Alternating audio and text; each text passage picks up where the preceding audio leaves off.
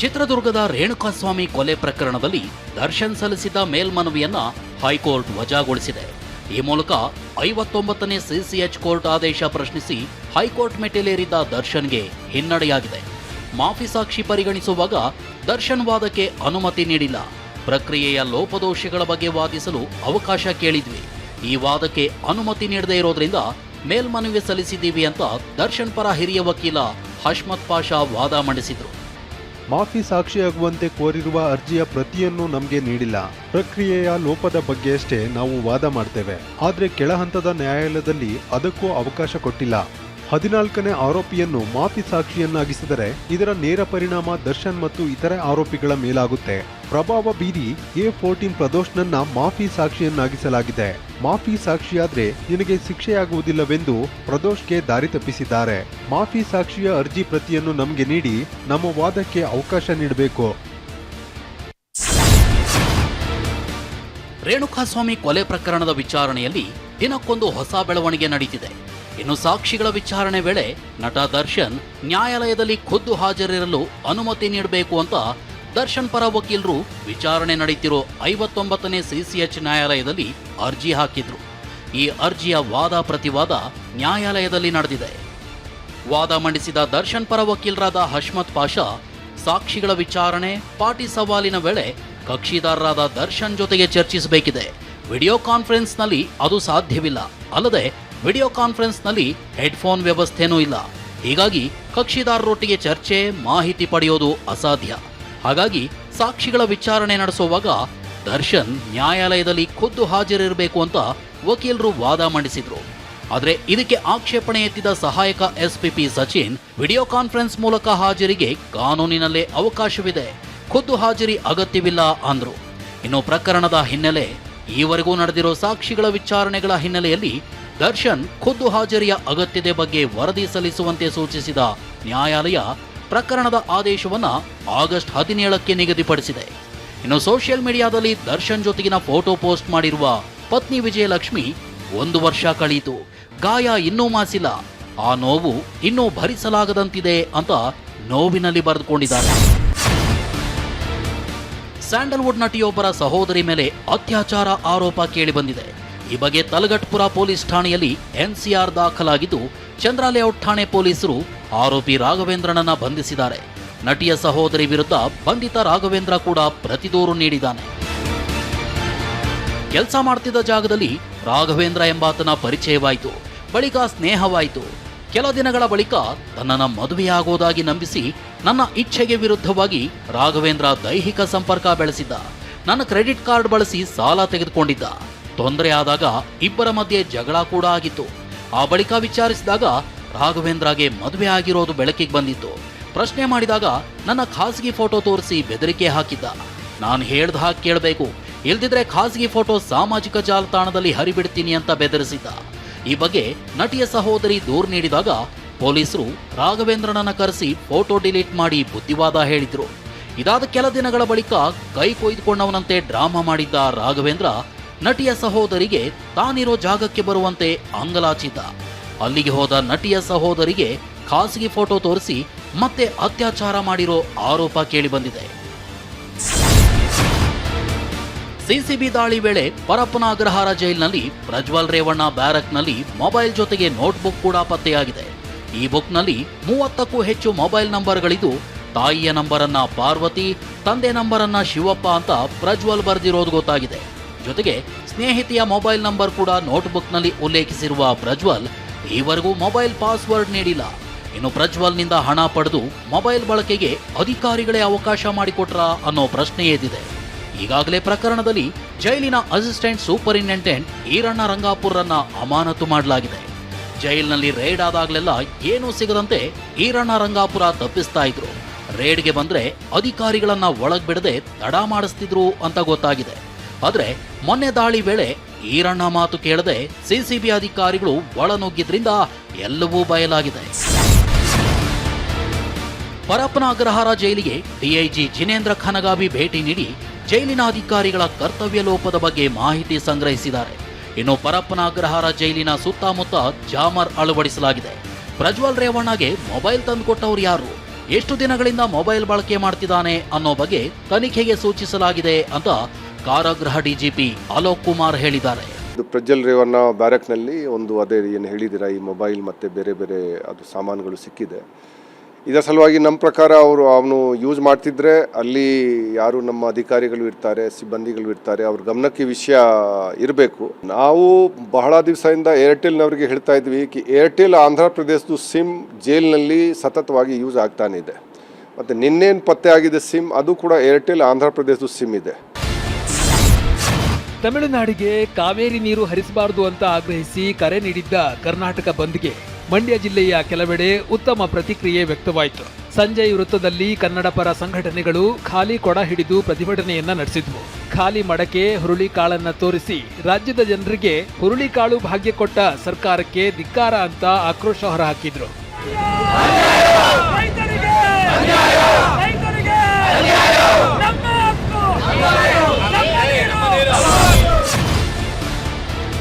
ಮೈಸೂರಿನಲ್ಲೂ ಕಾವೇರಿ ಕಿಚ್ಚು ಮೊಳಗಿದೆ. ರೈತ ಸಂಘಟನೆಗಳು ಬಾರುಕೋಲು ಚಳವಳಿಯನ್ನ ನಡೆಸಿದ್ವು. ಕಾಡಾ ಕಚೇರಿಗೆ ಮುತ್ತಿಗೆ ಹಾಕಲು ಯತ್ನಿಸಿದ್ದ ರೈತರನ್ನ ಪೊಲೀಸರು ವಶಕ್ಕೆ ಪಡೆದರು. ತಮಿಳುನಾಡಿನ ಸಿಎಂ ಜೋಸೆಫ್ ವಿಜಯ್, ಮಾಜಿ ಸಿಎಂ ಸ್ಟಾಲಿನ್ ಭಾವಚಿತ್ರಕ್ಕೆ ಕನ್ನಡ ಪರ ಸಂಘಟನೆಯವರು ಹೊರಕೆಯಲ್ಲಿ ಹೊಡೆದು ಆಕ್ರೋಶ ಹೊರಹಾಕಿದ್ದಾರೆ.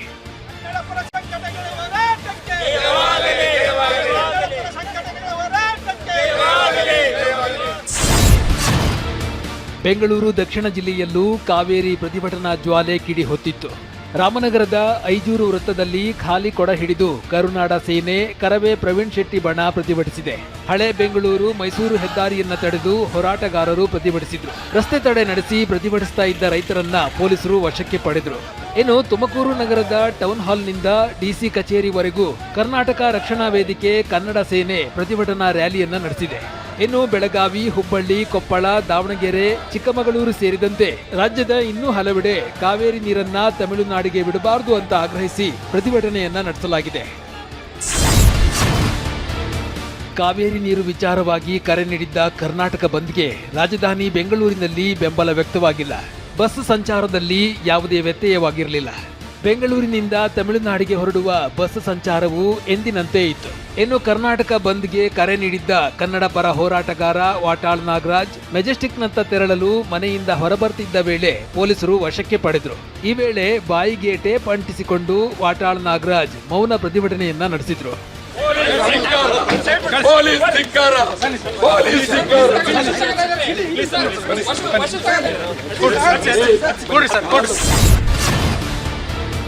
ರಾಜ್ಯದಲ್ಲಿ ಸಾರ್ವಜನಿಕ ಪ್ರದೇಶ ಪ್ರವೇಶ ನಿಯಂತ್ರಣ ವಿಧೇಯಕ ಮಂಡನೆಗೆ ಸಂಪುಟ ಒಪ್ಪಿಗೆ ಸೂಚಿಸಿದೆ.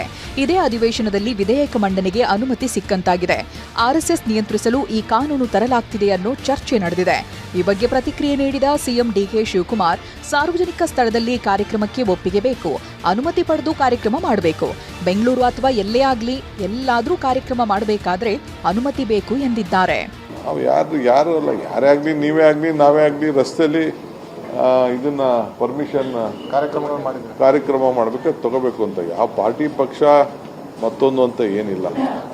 ಈಗ ನಾವೆಲ್ಲ ಸುಮ್ಮನೆ ಕೇಳದೆ ನುಗ್ಬಿಡ್ತೀವಲ್ಲ. ಯಾವುದೇ ಬೆಂಗಳೂರು ನಗರದಲ್ಲಾಗಲಿ ಎಲ್ಲೇ ಆಗಲಿ ಏನೇ ಪರ್ಮಿಷನ್ ತೆಗೆದುಕೊಂಡು ದಾಖಲೆ ಇರಬೇಕು. ಈಗ ನೋಡಿ, ನಮ್ಮ ಕೃಷ್ಣ ಬೈರೇಗೌಡರು ಅವ್ರ ನೇತೃತ್ವದಲ್ಲಿ ನಾವು ಇದನ್ನು ಮಾಡಿಸ್ತಾ ಇದ್ವಿ.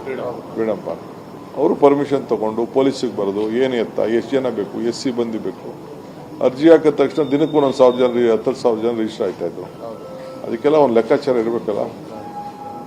ಅದಕ್ಕೆ ನಾವೆಲ್ಲರೂ ಲೆಕ್ಕ ಇಟ್ಕೊಳ್ಳಿ ಅಂತ ಹೇಳ್ತಾ ಇದೀವಿ ಹೊರತು ಬೇರೆ ಏನೇನಿಲ್ಲ. ಇನ್ನು ಒಳ್ಳೆ ಕೆಲಸಕ್ಕೆ ಅಡಚಣೆ ಮಾಡಲು ಈ ವಿಧೇಯಕವನ್ನ ತರ್ತಿದ್ದಾರೆ ಅಂತ ಶಾಸಕ ಆರಗ ಜ್ಞಾನೇಂದ್ರ ಕಿಡಿಕಾರಿದ್ದಾರೆ. ಪಬ್ಲಿಕ್ ಫೀಲ್ಡ್ ಅಲ್ಲಿ, ಸರ್ಕಾರಿ ಜಾಗದಲ್ಲಿ ಇವತ್ತು ಶಾಖೆಗಳು ನಡೀತಾ ಇದ್ದಾವೆ. RSS ಅಂತ ಹೇಳಿದ್ರೆ ದೇಶಭಕ್ತ ಪ್ರಜೆಗಳನ್ನು ನಿರ್ಮಾಣ ಮಾಡುವಂಥ ಒಂದು ಸಂಸ್ಕಾರ ಕೊಡುವಂಥ ಕೆಲಸವನ್ನು ಅದು ಮಾಡ್ತಾ ಇದೆ. ಈ ದೇಶದಲ್ಲಿ ಬಾಂಬ್ ಹಾಕೋದಕ್ಕೋ ಅಥವಾ ಈ ದೇಶ ವಿರೋಧಿ ಚಳವಳಿ ಮಾಡಲಿಕ್ಕೋ ಪ್ರೇರೇಪಣೆ ಮಾಡುವಂಥ ಜನರ ಬಗ್ಗೆ ನಮ್ಮ ಸರ್ಕಾರಗಳಿಗೆ ಏನೂ ಆಸಕ್ತಿ ಇಲ್ಲ. ಆದರೆ ಒಂದು ಒಳ್ಳೆ ಕೆಲಸ ಮಾಡೋದಕ್ಕೆ ಈ ರೀತಿ ಅಡಚಣೆ ಮಾಡುವಂಥ ಕೆಲಸಗಳ ಹಿನ್ನೆಲೆಯಲ್ಲಿ ತರ್ತಾ ಇದ್ದಾರೆ ಅಂತ ನಾನು ಅಂದ್ಕೊಂಡಿದ್ದೇನೆ. ಖಂಡಿತವಾಗೂ ಆ ಬಿಲ್ಲಿಗೆ ನಾವು ವಿರೋಧ ಮಾಡ್ತೀವಿ. ಮುಂಗಾರು ಅಧಿವೇಶನದ ಹಿನ್ನೆಲೆ ಬೆಂಗಳೂರಿನ ಖಾಸಗಿ ಹೋಟೆಲ್ನಲ್ಲಿ ಬಿಜೆಪಿ ಶಾಸಕಾಂಗ ಪಕ್ಷದ ಸಭೆ ನಡೆಸಲಾಗಿದೆ. ಬಿಎಲ್ಪಿ ನಾಯಕ ಆರ್ ಅಶೋಕ್ ನೇತೃತ್ವದಲ್ಲಿ ನಡೆದ ಸಭೆಯಲ್ಲಿ ನಾಳೆ ನಡೆಯಲಿರುವ ಸ್ಪೀಕರ್ ಚುನಾವಣೆ ಬಹಿಷ್ಕರಿಸುವುದು ಹಾಗೂ ಸದನದಲ್ಲಿ ಕೈಗೆತ್ತಿಕೊಳ್ಳಬೇಕಾದ ವಿಚಾರಗಳ ಬಗ್ಗೆ ಚರ್ಚೆ ನಡೆದಿದೆ. ಸಂಪುಟದಲ್ಲಿ ಮಹಿಳೆಯರಿಗೆ ಅವಕಾಶ ಇಲ್ಲದಿರುವ ಬಗ್ಗೆ ಹಾಗೂ ಸಚಿವ ಬಿ ನಾಗೇಂದ್ರ ರಾಜೀನಾಮೆಗೆ ಒತ್ತಾಯಿಸಿ ನಾಳೆ ಬೆಳಗ್ಗೆ 9 ಗಂಟೆಗೆ ವಿಧಾನಸೌಧದ ಭುವನೇಶ್ವರಿ ಪ್ರತಿಮೆ ಎದುರು ಪ್ರತಿಭಟನೆ ನಡೆಸಲು ಸಭೆಯಲ್ಲಿ ನಿರ್ಧರಿಸಲಾಗಿದೆ. ಅಧಿವೇಶನದಲ್ಲಿ ನಾಗೇಂದ್ರ ರಾಜೀನಾಮೆಗೆ ಪಟ್ಟು ಹಿಡಿಯುವ ಬಗ್ಗೆ ಗಂಭೀರವಾಗಿ ಚರ್ಚೆ ನಡೆಸಲಾಗಿದೆ. ನಾಗೇಂದ್ರ ರಾಜೀನಾಮೆ ಕೊಡುವವರೆಗೆ ಹೋರಾಟ ಮಾಡಲೇಬೇಕು. ಸದನದ ಹೊರಗೆ ಪ್ರತಿಭಟನೆಯ ಜೊತೆಗೆ ಸದನದಲ್ಲೂ ಗಂಭೀರವಾಗಿ ಪ್ರತಿಭಟನೆಯನ್ನ ಮಾಡಬೇಕು. ಒಂದೆರಡು ದಿನ ಪ್ರತಿಭಟನೆ ನಡೆಸಿ ಕೈಬಿಡೋದಲ್ಲ, ಬೇಕಾದ್ರೆ ಅಹೋರಾತ್ರಿ ಧರಣಿಯನ್ನು ಮಾಡೋಣ. ರಾಜೀನಾಮೆ ವಿಚಾರ ಇತ್ಯರ್ಥ ಆದ ಬಳಿಕವೇ ಬರ ನಿರ್ವಹಣೆ, ಬಿಡದಿ ಟೌನ್ಶಿಪ್ ವಿಚಾರಗಳ ಬಗ್ಗೆ ಚರ್ಚೆ ನಡೆಸೋಣ ಅಂತ ಬಿಜೆಪಿ ಶಾಸಕರು ಒತ್ತಾಯಿಸಿದ್ದಾರೆ. ಸಭೆಯಲ್ಲಿ ಅಶೋಕ್ ಒಬ್ಬರೇ ಪಾದಯಾತ್ರೆಯಲ್ಲಿ ಭಾಗಿಯಾದ ಬಗ್ಗೆ ಪ್ರಶ್ನೆ ಎತ್ತಲಾಗಿದೆ. ಈ ವೇಳೆ ರಾಷ್ಟ್ರೀಯ ಅಧ್ಯಕ್ಷರ ಸೂಚನೆ ಇತ್ತು ಅಂತ ಆರ್ ಅಶೋಕ್ ಹೇಳಿದ್ದಾರೆ. ಕೆಲವೊಂದು ಹೊಂದಾಣಿಕೆ ಮಾಡಿಕೊಂಡು ಹೋಗಬೇಕಾಗತ್ತೆ ಅಂತ ಸಮಜಾಯಿಷಿ ನೀಡಿದ್ದಾರೆ. ಸಂಸತ್ನ ಇತಿಹಾಸದಲ್ಲಿ ಇದೇ ಮೊದಲ ಬಾರಿಗೆ ಲೋಕಸಭೆ ಕಲಾಪವನ್ನ ವಂದೇ ಮಾತರಂ ಗೀತೆಯೊಂದಿಗೆ ಆರಂಭಿಸಲಾಗಿದೆ. ಮಳೆಗಾಲದ ಅಧಿವೇಶನದ ಕೊನೆ ದಿನವಾದ ಗುರುವಾರ ಪ್ರಧಾನಮಂತ್ರಿ ನರೇಂದ್ರ ಮೋದಿ ಹಾಗೂ ಲೋಕಸಭೆ ವಿಪಕ್ಷ ನಾಯಕ ರಾಹುಲ್ ಗಾಂಧಿ ಸೇರಿದಂತೆ ಎಲ್ಲಾ ಜನಪ್ರತಿನಿಧಿಗಳು ಕಲಾಪದಲ್ಲಿ ಹಾಜರಾಗಿದ್ರು. ಎಲ್ಲರೂ ಎದ್ದು ನಿಂತು ವಂದೇ ಮಾತರಂ ಗೀತೆಗೆ ಗೌರವವನ್ನ ಸಲ್ಲಿಸಿದ್ರು. ಬಳಿಕ ಸ್ಪೀಕರ್ ಓಂ ಬಿರ್ಲಾ ಕಲಾಪವನ್ನ ಅನಿರ್ದಿಷ್ಟಾವಧಿಗೆ ಮುಂದೂಡಿದ್ರು. ಈ ಮೂಲಕ 19 ದಿನಗಳ ಕಾಲ ನಡೆದ ಸಂಸತ್ ಯಾವುದೇ ಪ್ರಮುಖ ಚರ್ಚೆ ಇಲ್ಲದೆ ಮುಕ್ತಾಯಗೊಂಡಿದೆ.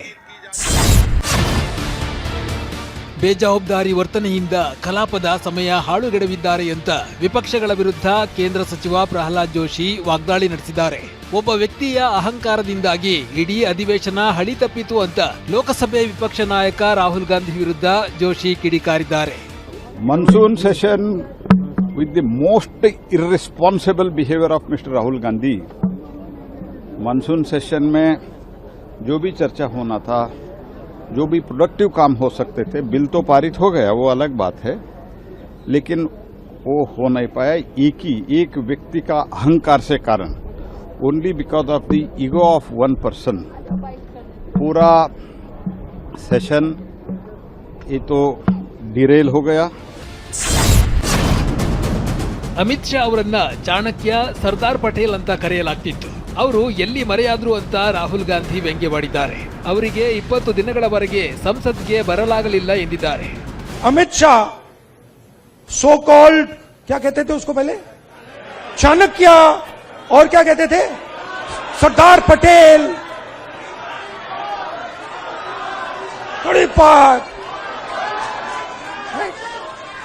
Where has he disappeared? वो भाग गया. वो 20 दिन के लिए पार्लियामेंट हाउस में नहीं घुस पाया. वो ಆಗಸ್ಟ್ 8ರಂದು ಉತ್ತರಾಖಂಡ್ನ ಹಲ್ದ್ವಾನಿಯ ರಾಮಲೀಲಾ ಮೈದಾನದಲ್ಲಿ ನಡೆದ ಕಾಂಗ್ರೆಸ್ ರ್ಯಾಲಿಯಲ್ಲಿ ಕಾಂಗ್ರೆಸ್ ಅಧ್ಯಕ್ಷ ಮಲ್ಲಿಕಾರ್ಜುನ ಖರ್ಗೆ ಪಾಲ್ಗೊಂಡಿದ್ರು. ಆಗಸ್ಟ್ 10ರಂದು ಖರ್ಗೆ ನಿಂತಿದ್ದ ಜಾಗವನ್ನೇ ಶ್ರೀರಾಮ ಸೇನೆ ಸಂಘಟನೆ ಹೋಮ ಹವನಗಳ ಮೂಲಕ ಶುದ್ಧೀಕರಣ ಮಾಡಿ ವಿಕೃತಿಯನ್ನ ಮೆರೆದಿತ್ತು. ಗುರುವಾರ ರಾಜ್ಯಸಭೆಯಲ್ಲಿ ಈ ವಿಚಾರವನ್ನ ಪ್ರಸ್ತಾಪಿಸಿದ ಮಲ್ಲಿಕಾರ್ಜುನ ಖರ್ಗೆ ಬಿಜೆಪಿ ವಿರುದ್ಧ ಆಕ್ರೋಶ ಹೊರಹಾಕಿದ್ರು. बीजेपी के लोग सब मिलके हवन करके उस स्टेज का शुद्धिकरण करने का काम किए. मैं इसको पॉलिटिकल मुद्दा कभी बनाना नहीं चाहता और मैं कभी इस सदन में सालों से यहाँ हूँ और निचले, लेकिन मैं एक शेड्यूल कास्ट हूँ, मैं एक दलित हूँ, मेरे को मदद करो, मेरी रक्षा करो बोल के कभी किसी के सामने गिड़गिड़ाया नहीं. मैं लड़ने की शक्ति है, मैं लड़ता हूँ. ಶುದ್ಧೀಕರಣದ ಬಗ್ಗೆ ಸ್ಪಷ್ಟನೆ ನೀಡಿದ ಕೇಂದ್ರ ಸಚಿವ ಜೆಪಿ ನಡ್ಡಾ ಬಿಜೆಪಿಗೂ ಈ ವಿಕೃತ ಕೃತ್ಯಕ್ಕೂ ಸಂಬಂಧ ಇಲ್ಲ ಅಂದ್ರು. ಅಲ್ಲದೆ ಘಟನೆ ಬಗ್ಗೆ ತನಿಖೆ ನಡೆಸ್ತೀವಿ ಅಂತ ನಡ್ಡಾ ಹೇಳಿದ್ರು. BJP does not subscribe to such activities, number 1.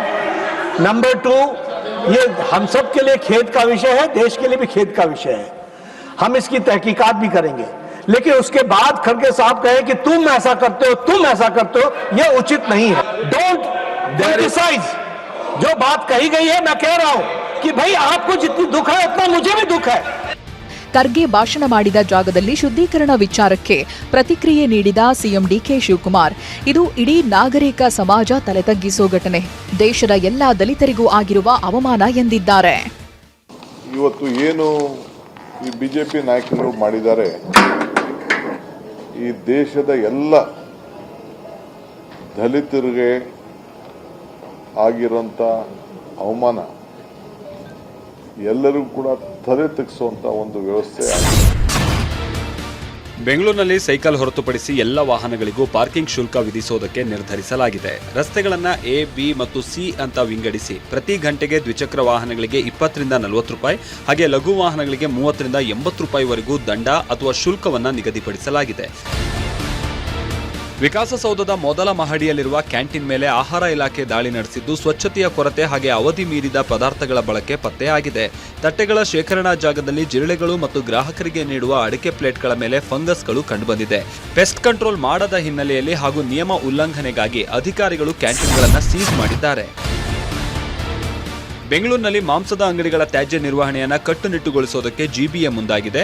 5194 ಅಂಗಡಿಗಳು ಜಿಯೋ ಮ್ಯಾಪಿಂಗ್ ಪ್ಲಾನ್ಗೆ ನಿರ್ಧರಿಸಲಾಗಿದೆ. ಮಾಂಸ ತ್ಯಾಜ್ಯ ವಿಲೇವಾರಿಗೆ ಕೆಜಿಗೆ 3 ರಿಂದ 5 ರೂಪಾಯಿ ದರ ನಿಗದಿಪಡಿಸಲಾಗಿದ್ದು, ಪಾಲಿಕೆ ಸಿಬ್ಬಂದಿಯೇ ತ್ಯಾಜ್ಯವನ್ನು ಸಂಗ್ರಹಿಸಿ ವಿಲೇವಾರಿ ಮಾಡಲಿದ್ದಾರೆ. ರಸ್ತೆ ಬದಿ ಅಥವಾ ಖಾಲಿ ಜಾಗಗಳಲ್ಲಿ ಎಲ್ಲೆಂದರಲ್ಲಿ ತ್ಯಾಜ್ಯ ಸುರಿದ್ರೆ 2000 ರೂಪಾಯಿ ದಂಡವನ್ನು ವಿಧಿಸಲಾಗುತ್ತೆ.